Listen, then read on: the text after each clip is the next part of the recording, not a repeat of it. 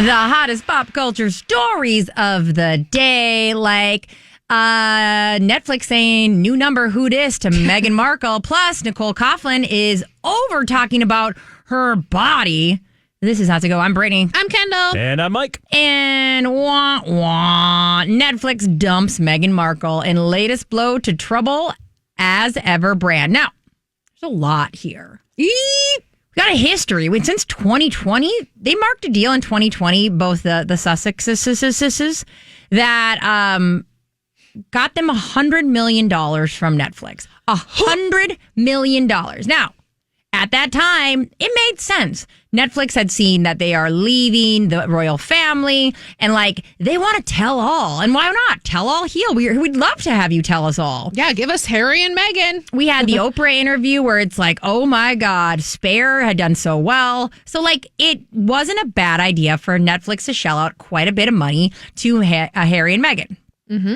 So in 2023, they had their tell all documentary, Harry and Meghan, which as of now is their biggest success. Okay, now it's time for the real stunner, the Polo docuseries. I'm sorry, what? It was terrible. Even I tried to watch it, and I'm such a stan of them. And I like sports, and I like documentaries. It was horrible. I'm hey guys, heads up. We can get inside a sports docuseries anywhere. Mm-hmm. Anywhere. And I don't feel like you've by any means are the go-tos for these the ESPN-esque docuseries. That makes me feel feelings. Okay, not great. Then with Love, Meghan, it really didn't gain traction. There was some conversations around, I don't know, people kind of liked it near the holidays. But the reality of it is that appointment kind of how-to television isn't really off the chain when you've got literally YouTube telling you can search up exactly what you want to do in your house in that moment. Well, and we didn't get to see Meghan. No. We didn't actually get to see their house. She just seemed like a caricature of herself. And I'm not saying that's wrong of her, but don't make a lifestyle show based on getting to know you and all the things that you do when you're not going to show who you are. There was no authenticity. At this point, we're watching an AI robot because it wasn't in her house because Kendall's point, they couldn't because of security. They're we can't film here because of security. Okay. It wasn't her products because I don't know why. There's so many things behind that. People are this is insane. It wasn't even a real fridge. It was a joke of a fake yogurt containers. It was so weird. So now we've got possibly 2 scripted projects in the works, an adaptation of the novels Meet Me at the Lake and The Wedding Date. Mm-hmm. Those are currently stuck in development limbo because there's no real conversation of there's proof that they can make money. So Netflix is at a real okay, do stop loss costs, do we keep putting money into this thing that hasn't given us any money back? When you've got, I'm sure, people who made those decisions being can we just write this off as whatever kind of loss and call it a day? Mm. Now, around the brand as ever. Specifically. So Meghan's lifestyle brand as ever. Jams. Has seemingly done well, at least it does from the outside. Now, people are claiming that as ever has this overwhelming, overflowing, unsold overstock, including jams, candles, and wines. Okay. It's hard to get her stuff, though, when it comes out. That's the part that's confusing to me. But that's right there when it comes out. You go to our website right now, everything is available. It's always been a marketing ploy. Oh, we sold out in minutes. It's unbelievable. Everything is restocked. There's one item that's not for sale. It's a book cover. Everything else is available. Now, keep in mind, also on top of it, we're talking about Meghan Markle, even has a ready-to-go packaged movie that you can buy, Netflix. It's called Cookie Queen. It debuted at Sundance in January. Nobody has bought that, and it has no place for, no streaming home, no distribution company has bought that. Eek. So as of now, if Meghan Markle wants to grow any of these things that she's been doing, she's going to have to do it without the big name, without the big distributors, independently on her own, using her own marketing muscle, and plus on top of it, a platform, a distribution if she's sending things. Mm-hmm. And that's a scary place to be because those take years to compound, to make, to get you ready to rock to somebody's door. You can't just make an Amazon. Mm-hmm. Amazon has taken decades to get to this point. Mm-hmm. And it sounds to me like it's just the as ever portion of their partnership. Like they already renegotiated from that $100 million and went way down. But now it's just this specific piece of the brand, right? So yeah, the exclusive $100 million Netflix deal actually ended last year in July. And then they changed it to a first look deal, which literally means nothing other than we've got a project coming up. Here, Netflix, do you want it? No, you don't? Okay, we're going to go elsewhere. Cookie Queen. That's literally what the first look deal is right now. So they didn't have any other deal with Netflix except what Netflix owned in as ever. And I'll just say, Netflix has proven time and time again, they'll throw money at anything and everything. And it doesn't even have to make a return. But I mean, when it's apparently this bad, they're pulling the plug on it. Oof. Yeah. It's not a good look. I mean, and as someone who I love Harry and Meghan, you guys know that. Like, I'm like the royal stan and I love them and whatever. You're an automatic fan no matter what happens. You're going to get me to watch, right? Like, I'm going to support. You're invested in the backstory. Yeah, but this has been crap. The polo thing sucked. The as ever thing sucked. And I love like a homemaker show. I'm like, I am your demo. And it was terrible. So I'm not surprised. And it's funny because, like, if you were to look at an example, is the idea that, like, I'm a Taylor Swift hardcore fan. I'm going to watch anything she puts out. I am. And in the same kind of time frame, she's put out 2 full concerts on Disney. I've watched both of them like 3 times. She's done a docuseries. I've watched all of it. And I've enjoyed it because she's putting out good product. It just goes to show, like, you're going to get automatic fans like me and Kendall, but it doesn't mean it's going to turn into anything if you're not putting out a good product. 100%. Nicola Coughlan, she is from Bridgerton. She plays Penelope, which was the lead of season 3. And she gets talked about all the time because of her body. She's plus size. That's like the narrative around it. And she's finally like, I am so bleeping bored by this conversation. And I say, Nicola, bravo. It doesn't have to be this big, sentimental, empowering statement. It can be so simple as that. And going, is this really what we're talking about? Because I work my tail off for these roles. This woman is in her late 30s. She's been around the bend for a while when it comes to acting, even if she's new to a lot of us here in the U.S. with her role as Penelope in Bridgerton. But she's like, it's just so bleeping boring that everything always comes back to my body. She's like, I'm not saying... I just don't want to be, I'm not interested in being the poster child for body positivity. It never meant anything to me growing up. I never thought about bodies. I just wanted to act. She's like, there's so many things I'm passionate about, but body positivity and being like the face of anything, either direction of it, is something I'm just not interested in. She's like, at one point, like people would come up to me and talk to me about how they loved that I was so positive and like felt so comfortable in my own skin.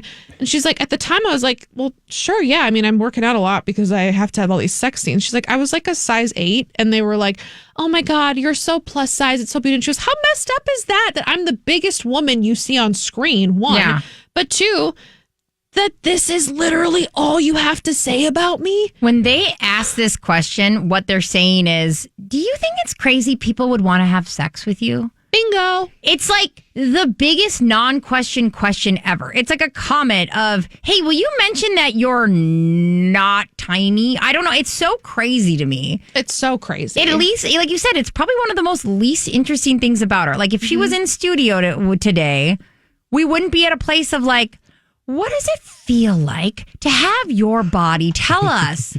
And like in differentiation to what? You know what I mean? Like this is what she knows. I mean, last year she did a Skims campaign. Like, I don't think we need to be in a place of like, so you're hideous, right? Like it's so stupid. It's so wild. She had, and people might remember this about her, she had the best, like cheeky little response a couple years ago when her season of Bridgerton came out. Someone said her nude scenes were very brave. Like those were their words. I want to see you be brave. And she's like, what? She said, you know, it is hard because I think women with my body type, women with perfect breasts, we don't see ourselves on screen enough. And I'm a very proud member of the perfect breast community. I hope you enjoy seeing them. Love it. I'm like, yes, queen. Yeah. And you know what? I guess in that note, it'd be braver if I showed my boobs. Okay? Because they are not even. And I would want to put a mirror right down the middle to just be like, can we just pretend that there's two here? No, you're right. Like, it's such a comment. It's not a question. It's never a question. It's a comment. It's so weird. And she's like, I'm just done with it all around. It's the least interesting thing about me. Are we done? I'm like, yes, queen. Yes, we are done. You know, it's one thing too. You've got like these artists like Lizzo and stuff like that are making music that's like, where that's the narrative. But this is just an actress. Yeah. And hopefully we are done because, again, whether it's modeling, whether it's acting, you get this old timey like perspective of this is how it's always been. This is how movie stars are supposed to look. This is how sex scenes are supposed to look on television. Hopefully this is the last time we're talking about it and need to talk about it because of what had gone down. And I'm going to be so honest. As somebody who shops, I would say more than anybody on this show. You can have that title, yeah. Thank you. We would agree. Yeah. Every time I see something that I want to buy, the first thing I do is go to TikTok and search that item and try to find somebody with my body wearing it. And I'm not saying good or bad, whatever you want to play it on my placement. But I will say this is that models are cool and great. And I've got nothing bad to say about their beautiful bodies as well. But I know for a fact it's not going to look that same on me as it does that model. So, there's money to be had here. And you're leaving it on the table when you're going to a mind frame of, we're going to make these clothes look a certain way on a certain body type only. So, think about that. Okay, we got to talk about Jennifer Lopez. She's on her grind. She's, a lot of times I say, you got nothing to prove, girl. She actually kind of does. To herself, mostly. They're reporting that she's pushing herself to exhaustion, working at least 13 hours a day before her Vegas concerts to prove she's still on top after a painful divorce. And I get it. I think that if you were to look at her, you'd go, or look at her in the past 3 years, you go, that divorce has to be so public and so, I don't want to say humiliating because that's not fair. I don't think it is. But there's a lot of conversation around that. I think for her, though, what stands out more is her concerts. I think her concerts, she tried to do a little bit of a tour and she had to cancel them. She had excuses. But I mean, we immediately went to a place of what are the ticket sales at, and they weren't great. And she's somebody who wears her heart on her sleeve, so I would be like, yeah, of course you fell for Ben Affleck again. I get that. As anybody can, I totally get that. But I think for her, the biggest ego hit is that probably the last time she toured, she sold out. And then now to try to tour and she didn't. I think that's what she's trying to prove to herself and everyone else. She's so good at two things specifically. She's so good at a rom-com. And she is so good at performing. She is not the vocals of a Celine Dion, a Whitney Houston, and Adele. She is not the songwriting. Oh my God, my bleeding heart. Thank you for putting that to words, Taylor Swift, Ed Sheeran, whatever. But she is so good at putting on a show and making people feel things. They want to go and have a good time. You're going to put on J-Lo. And she's so committed. Her Super Bowl performance, chef's kiss. Yeah. To get back to the root of it and to do what you do really well, I could see, I'm going to put every ounce of my power and energy into making sure that this is 110% so that when the narrative starts coming around about this show, it's oh yeah, J-Lo. Yeah, hey, if you're in Vegas this week, you got to go see J-Lo. It's the best show. Yeah, and we actually, so she opened it up technically on New Year's. Remember, she started it right around New Year's, and then she now has her next date is tomorrow. So we're 5 hours away now from it. But based on the reviews and what people are saying about it, first off, ticket sales off the chart. They're completely sold out. If you want to get an aftermarket ticket, you're paying a good amount for it. But I guess the show is really a 4-act structure that shows her from the Bronx until Broadway and showcases her career through that entire journey. So it feels kind of like the Super Bowl. I love it. I think we all, maybe I'm speaking for all of us, is I want her to have a win. I think that she's somebody who, I would love to see this go well for her. She needs a win. I mean, between This Is Me Now, Later, Except Now, But Now. That movie didn't do well, plus the spider story of a Kiss snake. Of the Spider Woman? Nailed it. Got it. That didn't go the places that they wanted it to go, that they didn't get any nominations, and that was the big conversation. And then on top of it, the breakup with Ben Affleck probably didn't feel great. No. And then the tour. Great. So there's so many things where you're yes, She's working her. I can absolutely believe that she's putting at least 13 hours a day in, working so hard to make this one of the best concerts ever. And hearing, Mike, that the ticket sales are not only high, but like you're crushing, makes me happy. I agree. Aaron Rodgers, real quick, we got to talk about this man. He was on the Pat McAfee Show, which is a sports podcast show that you can listen to. And Aaron Rodgers is always on there. Most of the time, he's not even talking about football. He's talking about like eating clay or ayahuasca or his political opinions on vaccinations. He just thinks it's a FaceTime. He thinks he's just FaceTiming in with a friend because like the way he's talking, the vibe is that. So for whatever reason, he felt the need to bring up his ex-girlfriends and how he, quote, got himself into crazy town because he was with people who would call the paparazzi, coerced him into, the, quote, proverbial Instagram social media posts. What is that? Why would he even... Why you gotta throw out proverbial? What do you mean? Yeah. What do you mean, Aaron Rodgers?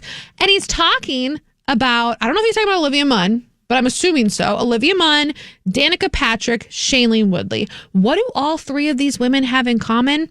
Nothing but Aaron Rodgers and a mean streak about how he was a terrible boyfriend. Like, the way that Danica Patrick has talked about him and talked about how it was like he leaves open wounds everywhere. It was a bloodbath. It was the most emotionally draining thing I've ever been in my life. Shailene Woodley has talked about how she had to finally step away from a relationship, aka their relationship, because she was so tired being turned away over and over again from an emotionally unavailable person. Who could she be talking about? Right. And this is your complaint that they asked you to post with them on Instagram? I don't even care if it's for like depends. Right. What? That's your big, I was scarred when she asked me to do a social media post with her to help her brand. Or like, because I'm at a thing with her and she's my girlfriend. I'm in love with him and I would like the world, I would like people to acknowledge that you're my boo and like I'm sick of this. I don't care the reasoning. I have made men do way weirder things to like satiate some aspect of my life. Like, I don't know. Come pick me up. I know I'm not on the way. Come pick me up. Like, what do you mean you do a social media post? Was that so painful? And it would be completely different if this was a guy who laid under the radar, didn't want the fame, didn't want the story to be about him. Every single offseason for the past 5 years, we've had to listen to will he, won't he retire with Aaron Rodgers. We've had to see him play golf during the offseason. We've had to see him basically just hold these teams hostage about whether or not he's going to come back or not and make the story all about him because that's what he does. So literally, these people are doing exactly what you want them to do. Mike, that is such a great point. If this was like Callista Flockhart making Harrison Ford do these like selfies with her on his social media, we'd go, that's weird. But Aaron Rodgers, you're not under the radar. You're constantly seeking attention. So like, what are you acting like this was the most painful experience of your life? You're calling into the Pat McAfee Show weekly. Yeah. You did a Netflix documentary. Enigma, because he's such an enigma. You guys Like, wouldn't get calm him. down. You don't Calm understand. down. You don't understand the enigma. Oh, my. It's wild. Baby. It's hot to blow.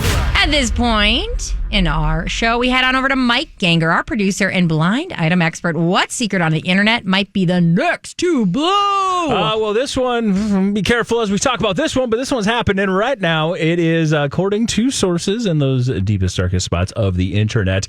There's somebody who's essentially homeless right now, and her name is Sarah Ferguson.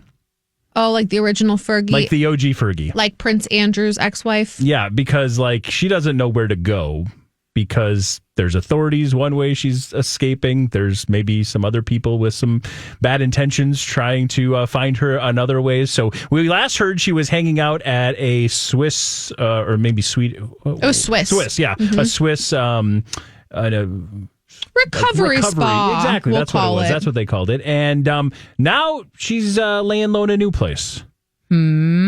Priscilla Presley's house. Oh. Huh? Now, the two of them have actually been close for quite some time. I guess Sarah Ferguson was very close with Lisa Marie Presley. Okay. And then Priscilla, obviously, as a result, they've always had a relationship. They've had other friends, including they were friends. Priscilla was with Andrew, Mountbatten Windsor. We know Prince Andrew and everything that's happening there. But the maybe motivation is what's got a lot of people scratching their head a little bit. Because, again, they've had that relationship. But people are also believing that this might be a motivating factor. This might be because Scientology wants to get their hands on Sarah Ferguson. Wait, what? I didn't even know Priscilla was a Scientologist. Very much so. Oh, huge. Very much so. Yeah. What? Since when?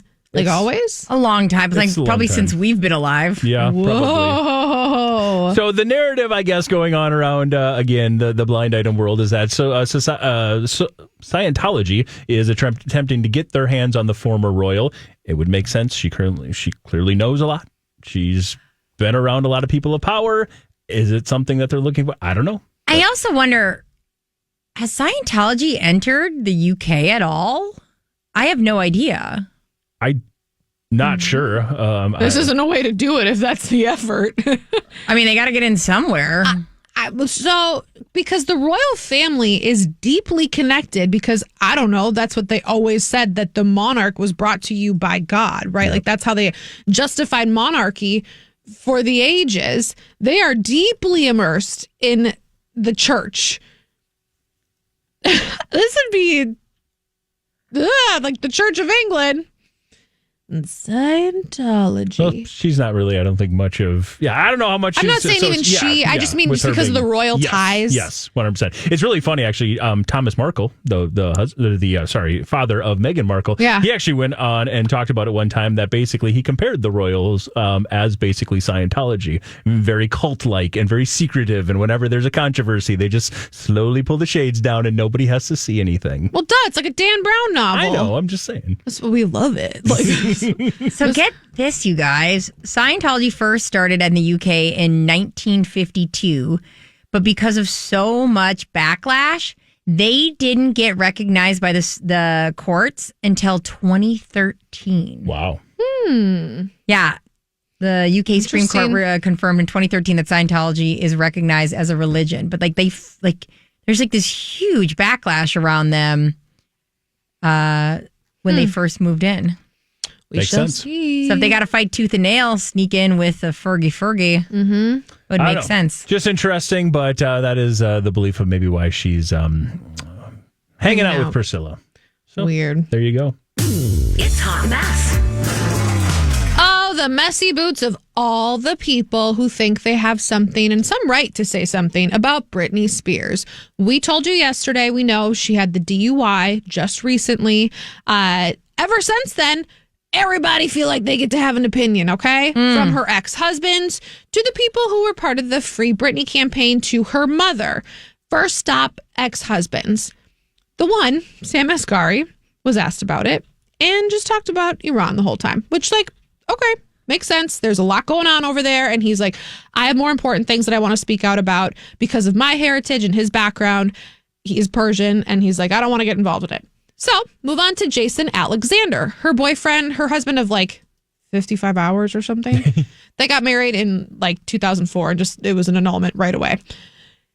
He is actually defending Britney. So he's not a mess. Okay, we're not putting him in the mess category. He's basically saying, listen, we don't know anything about what actually was in her system. We don't know what she blew. We don't know anything. All the rumors on the internet, you guys need to stop. You need to calm down. This is how it's spiraling out of control. It's not fair to her. Let's make sure that it's not turning her life into yet another circus. Bravo. Of course, Kevin Federline hasn't said anything, so he's still trying to pay off some credit card debts. Now, moving to the Free Britney people. Naturally, a couple people that were involved in the movement, or say they were, are already back in a place of maybe we shouldn't have freed Britney. She should be in a conservatorship. Shut up. Sit down. This is not the same thing. No. No, we don't get to go back to that place. That's not the immediate knee-jerk reaction. It's so vile. It's so gross. And you were saying, Brittany, her mom is saying something. I'm trying to remember where I read it, is that her family had talked about it. And I want to say it was her mom had called her and talked to her about it. We're not getting anything, of course, from her father, Jamie Spears, because nobody would take that call anyways. No. But the conversation is around it right now is that we hope this is a wake-up call for her. The family source exclusively tells Us Weekly. But I did have something somewhere that I read that her mom had come out and said something about getting a hold of her. Yep, I got it. Mother Lynn Spears, yes. Yeah, she reached out, contacted her according to a report, and was hopeful and positive. Basically exactly what you said. But yes, it was her mom who contacted the singer after the DUI arrest. Yeah, and then there was also words that her sons that are not located there and with like, at the same place she is right now also had spoken to her as well. It's so wild. And I get it. People that maybe Brittany did not want to talk to are like, hey, let me be involved in your life again. I don't know if that's part of the conversation too. But especially these folks who are now like quietly going, well, don't name names, like insiders, or just call me somebody who was part of the Free Brittany movement. They won't even name themselves, are now going, throw her back in a conservatorship. That's so gross. It's like, you guys, there's like 70 million different versions between where she is now and conservatorship. Like, right? I don't know, rehab. I don't know. She Right. goes to a yoga retreat and doesn't drink for a month, or like, I don't know, like therapy. Yes. Like there are a bunch of steps in between that. Yes. So like, let's not go to a place of like take free will From Brittany again. a lot of people get DUIs, and I'm not saying it's good, but there's a lot of things that can come of it that are positive after it happens. So like, let's not write her off yet, people. When we get, I want to hear what you think. Hey, audience, tell me what you think. Put B. Spears in a conservatorship, or I don't know, let her figure it out. We'd love to know here on the old YouTube.